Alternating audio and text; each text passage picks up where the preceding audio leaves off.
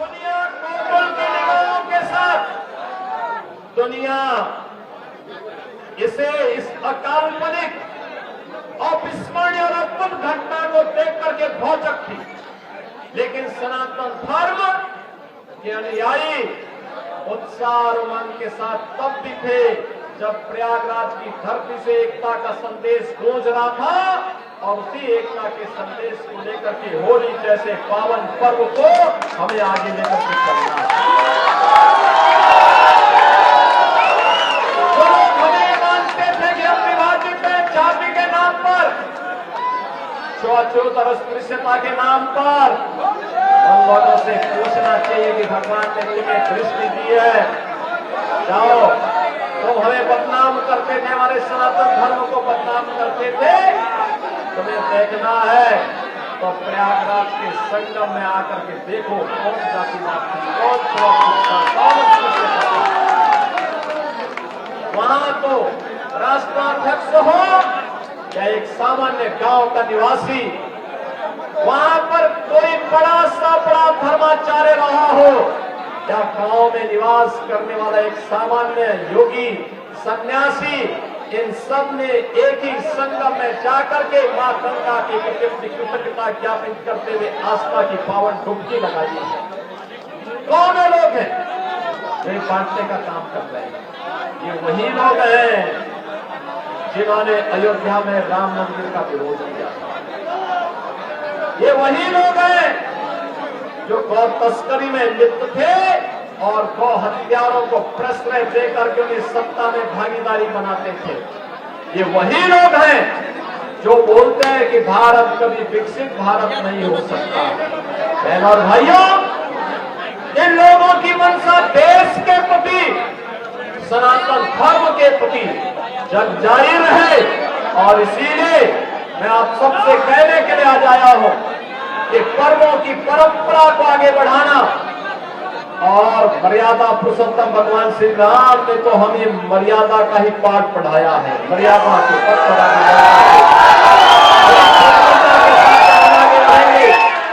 लक्ष्मण रेखा का उल्लंघन स्वयं नहीं करेंगे। प्रयागराज महाकुंभ ने संदेश दे दिया है, 66 करोड़ 30 लाख से अधिक श्रद्धालु आते हैं, लेकिन एक भी छेड़छाड़ की घटना नहीं, एक भी लूटपाट की घटना नहीं, एक भी कोई ऐसी घटना नहीं जिसके कारण किसी भी सनातन धर्मावलंबी को सिर नीचे करना पड़े। ऐसा अद्भुत अनुशासन, ऐसा अद्भुत मर्यादा, ऐसी अद्भुत छटा जो प्रयागराज ने हम सबको दी है।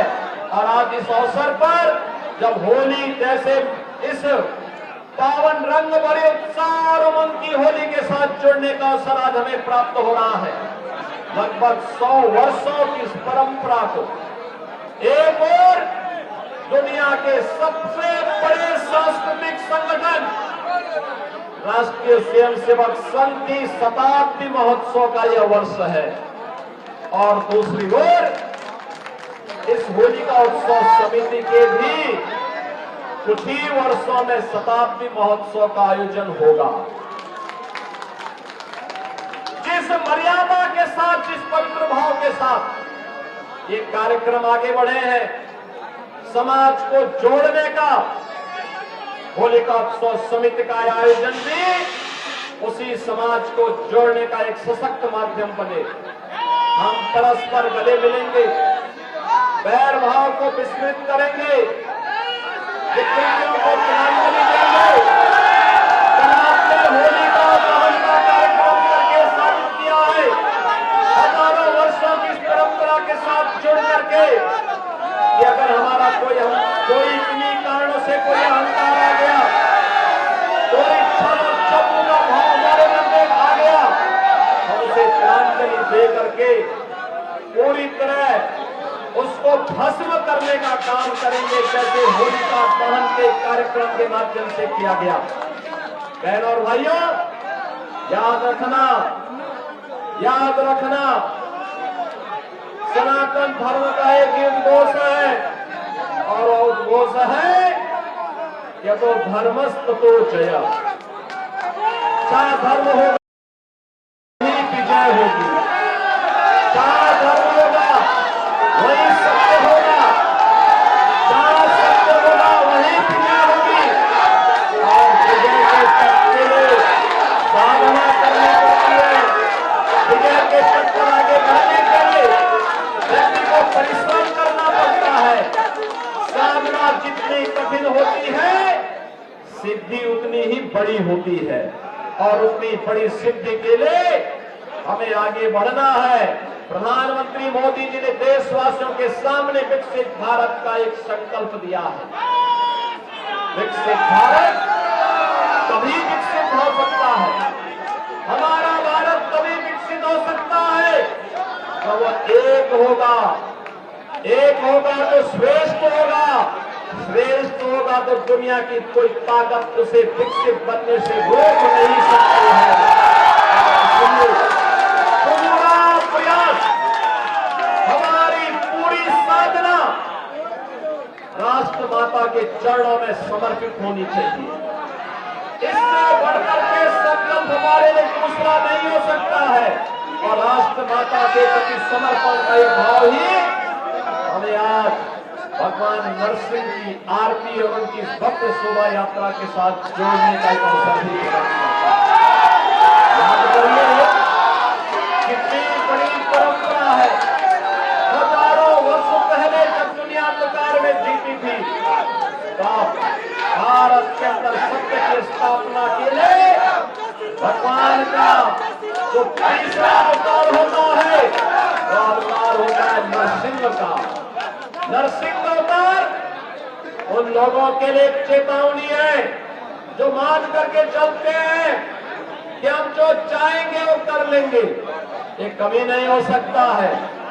इस घमंड को, हिरण्यकश्यप के इस घमंड को, होलिका के इस स्तंभ को, होलिका दहन के माध्यम से भी और हिरण्यकश्यप के स्तंभ को तोड़ने के लिए भगवान श्री हरि विष्णु ने अपना तीसरा अवतार नरसिंह के रूप में इस धराधाम पर लेकर के लोक कल्याण का मार्ग प्रशस्त किया था। सनातन धर्म की विजय पताका को आगे बढ़ाने का काम किया था। लेकिन हमारे सामने भक्त प्रहलाद का भी उदाहरण है। याद रखना, भगवान की कृपा हर एक पर हो सकती है, बशर्ते उसका मार्ग सत्य का है। सत्य का मार्ग है, ईश्वर की कृपा उस पर जरूर बरसेगी। भक्त प्रहलाद ये स्वयं एक ऐसे कुल में पैदा हुए जिस कुल में उसका बाप स्वयं, उनके पिता स्वयं हिरण्यकश्यप स्वयं नास्तिक था, श्री हरि विष्णु पर विश्वास नहीं करता था, उनकी अवमानना करता था।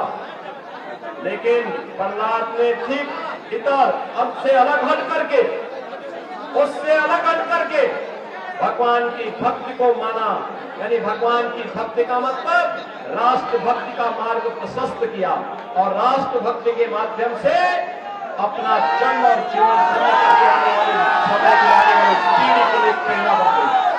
उसी प्रेरणा का केंद्र बिंदु हम सबको बनना है अपने देश के लिए। और इसी भाव के साथ होली के इस पावन पर्व के साथ हमें जुड़ने का अवसर प्राप्त हो रहा है। आज के इस अवसर पर मैं आप सभी नागरिकों को, पूरे प्रदेशवासियों को होली की बधाई देता हूं।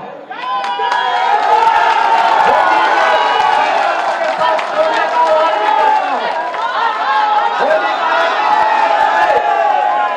होली का एक ही संदेश है कि एकता से ही अखंड रहेगा ये देश। होली का है एक संदेश, एकता से ही अखंड रहेगा ये देश और अखंड रहेगा तो एक भारत श्रेष्ठ भारत की कल्पना अपने आप साकार होगी। महाकुंभ और होली के इस संदेश को घर घर तक हम पहुंचाने का कार्य करेंगे। इस विश्वास के साथ मैं आज के इस अवसर पर एक बार फिर से आपको होली की बधाई देता हूं। होली की शुभकामनाएं आप सबके प्रति देशवासियों के प्रति व्यक्त करता हूं।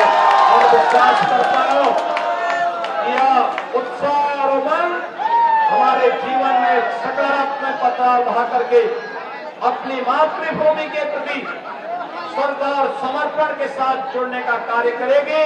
आप सबके प्रति मेरी मंगलमय शुभकामनाएं। धन्यवाद। जय जय श्री राम। जय जय श्री राम। जय जय श्री राम।